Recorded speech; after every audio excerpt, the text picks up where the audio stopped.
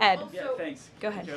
So are there conversations between the administration and the Canadians going on over this tariff? Because the Ontario Premier says the next step is to cut off electricity to the U.S. And the president put out a statement after seeing those comments and said that it would be there would be grave consequences imposed on Canada if they think about shutting off electricity for the United States of America and our citizens. And the president is also determined to ensure that we are depending on American electricity, not the electricity production of foreign nations, including our allies in Canada. As for conversations, there is continued correspondence between the president's team, particularly Secretary Lutnick, and the Canadians as well. And in the market reaction, how do you sell to the American people then, after they're looking at what's happening in the markets this week, and say that the tariff policy long term is something good?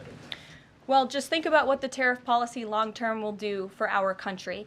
I think many of us probably grew up in small towns. I know at least I did, and the main street in my small town looks a heck of a lot worse than it probably did decades ago before I was alive. At least my parents and grandparents tell me so. And I know many Americans feel that same way. What the president envisions for this country is for the United States of America to be a manufacturing superpower, where there are American factories and businesses owned by Americans, producing goods that we are exporting to the rest of the world. Those revenues will stay here. It will increase wages for people here in our great country. It will ensure our national security, and it will boost the morale of the American people to have thriving industries again. Think about Detroit, Michigan.